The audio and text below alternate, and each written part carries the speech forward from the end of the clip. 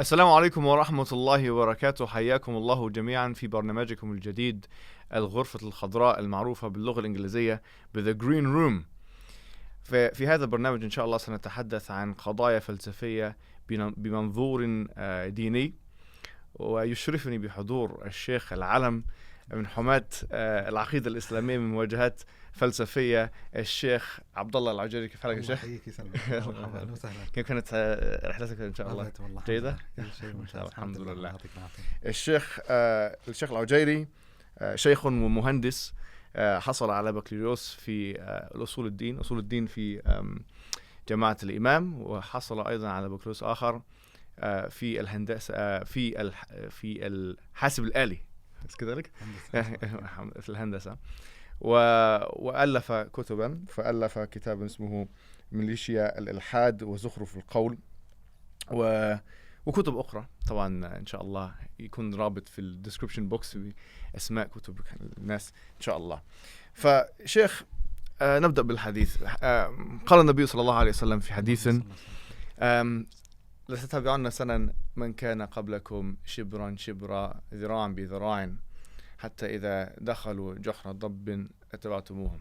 الآن نرى في الغرب يا شيخ، طبعا النبي صلى الله عليه وسلم هنا نبهنا على أن المسلمون سيقلدوا اليهود والنصارى في تصرفاتهم الدينية. ونرى في الغرب الآن، في بريطانيا وفي أمريكا، نرى كثير من النصارى يلحدون، يكونوا ملحدين، يعني يرتدون عن دينهم. فهل ترى نفس هذه الظاهرة في الشرق الأوسط؟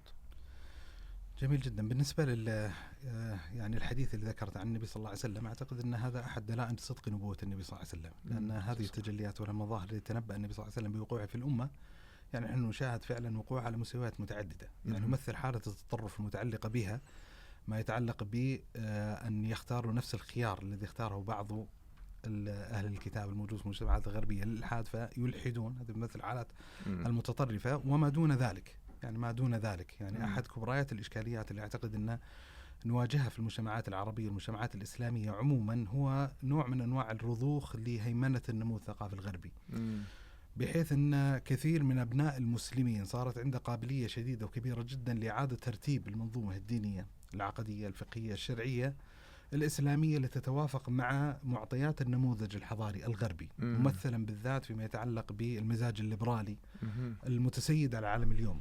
صحيح. وبالتالي لما يتكلم الإنسان مثلا عن قيمة الحرية، عن قيمة الفردانية، على سبيل المثال عن تجليات متعددة متعلقة بالأحكام الشرعية، سيجد الإنسان أن أحد كبريات الإشكال وأحد كبريات مناطق الانحراف الموجودة عند عدد كبير من أبناء المسلمين عائد في حقيقته إلى مجرد هيمنة هذا النموذج الحضاري الغربي.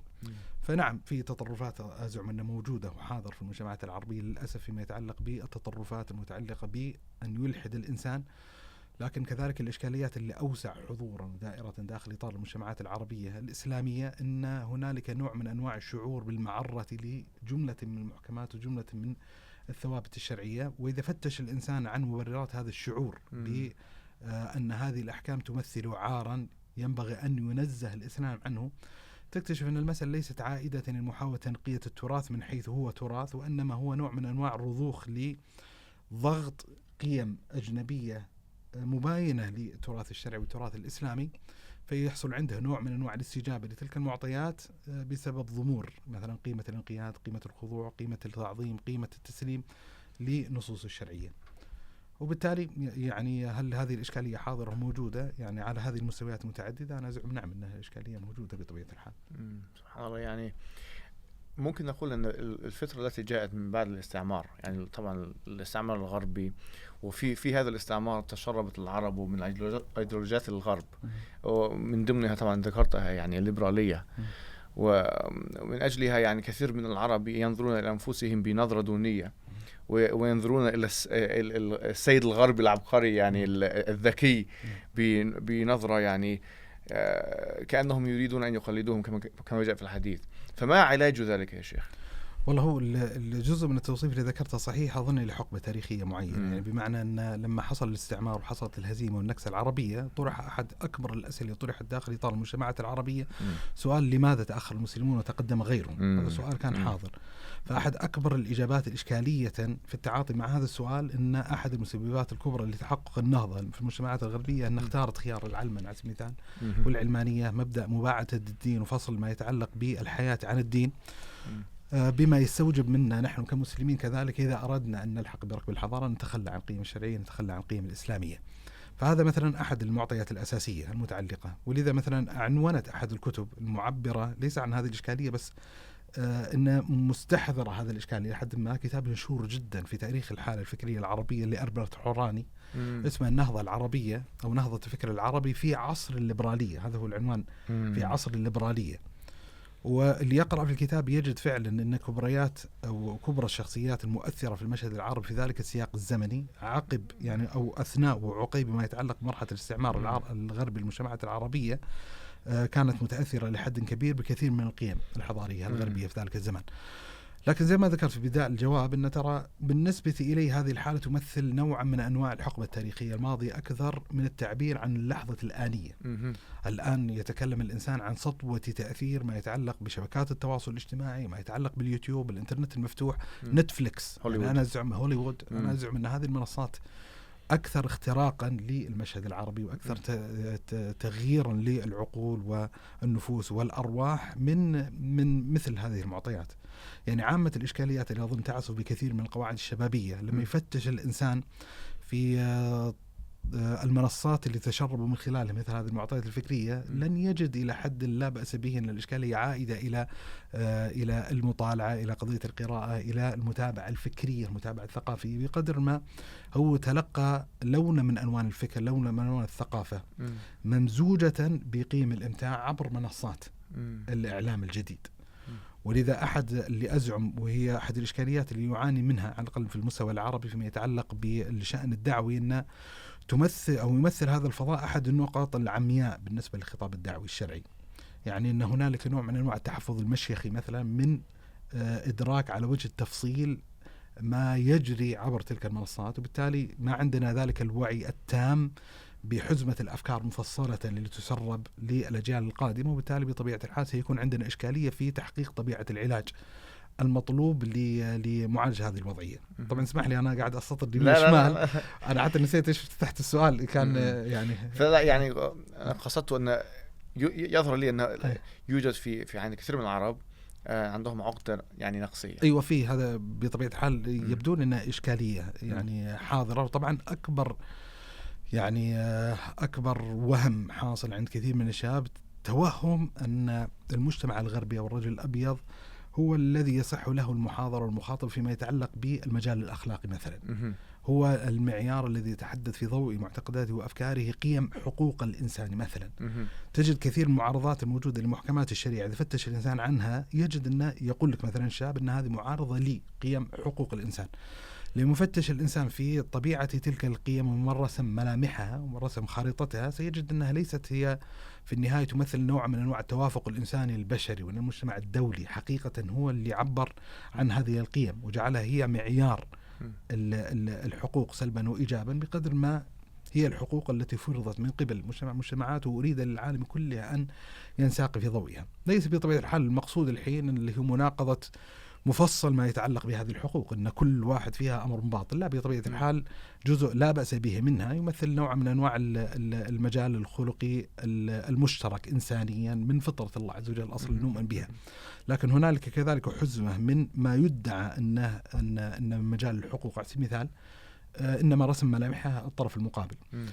فاللي يتابع بالنسبة إلي ما يتعلق بطبيعة الحضارة الغربية بكل تفاصيله وتجلياته خصوصا في السياقات التاريخية، تقييم الذات إن أبعد من يحق له المحاضرة فيما يتعلق بهذا المجال وأن ينسم للبشرية معيار ما هو أخلاق وليس أخلاقيا هو الرجل الأبيض. أنا عندي كتاب ترجمته اسمه هيروشيما المؤلف اسمه جون هيرسي.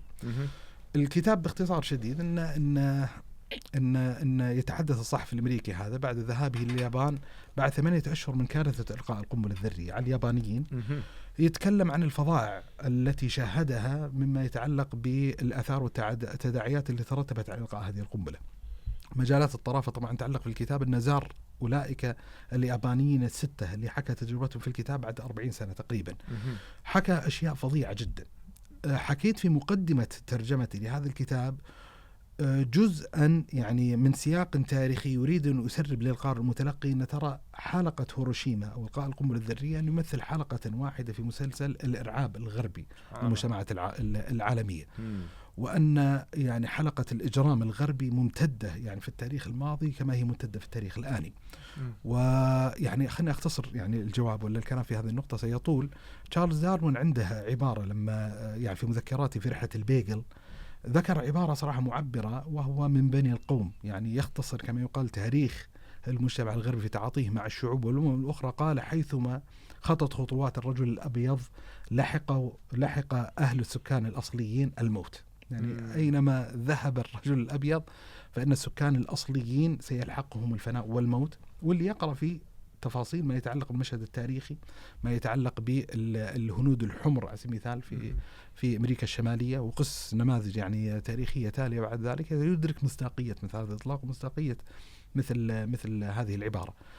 فبالنسبة إلي يعني يمثل مشهدا يتسم بقدر من الطرافة، لكنها طرافة مزعجة، طرافة مؤلمة، طرافة مبكية، أن ينتقص المسلم من نفسه وإسلامه متوهما أن اللي يمثل حالة من حالات الكمال فيما يتعلق بهذه المعطيات هو الرجل الغربي، في حين يعني طبيعة المنتج على المستوى الثقافي الذي قدمها الغربيين لا يلزم بالضرورة أن يكون حقا من حيث هو، بل لما يفتش الإنسان في كثير من التفاصيل المتعلقة بهذا الإطار على المستوى الفلسفي أو غيره سيكتشف أن في إشكاليات ثغرات كبيرة، وأن في نهاية المطاف هذه الثقافة الغربية لم تهيمن في ضوء قيم الحجاج، في ضوء قيم البرهنة والتدليل، وإنما في ضوء قيم القوة الحضارية المكتسبة عبر القوة الاقتصادية والقوة العسكرية وغير المعطيات. وأي مراقب طبعا للحالة الفكرية سيدرك بالضرورة أن غلبة طرف على طرف آخر ثقافيا لأنه استظهر عليه بالقوة الاقتصادية والعسكرية ليس مبررا موضوعيا لتلقي هذه الأفكار، لأن عالم الأفكار إنما يصححها أو يبطلها طبيعة البرهنة وطبيعة الحجاج وطبيعة الأدلة، لكن واقع الحجة الغربية، واقع غلبة المزاج الليبرالي عالميا ليست معطياتها وحقيقتها ناشئة من معطيات معرفية بقدر ما هي ناشئة من معطيات أجنبية على المجال المعرفي بالكلية، بحيث يحتاج الشاب قليلا أن يتأنى، أن يتريث، أن يحاكم تلك التصورات، تلك الثقافات إلى مثل الأدلة والبراهين والحجاج، وسيتكشف بإذن الله عز وجل له أن تتسم كثير من المطروحات المتعلقة بهذا المجال بالاهتراب، بالهزال، بالضعف الشديد، وأن سطوة التأثير إنما تخلقت عبر تطبيع تلك الرؤية وتلك الفكرة على المشهد العالمي.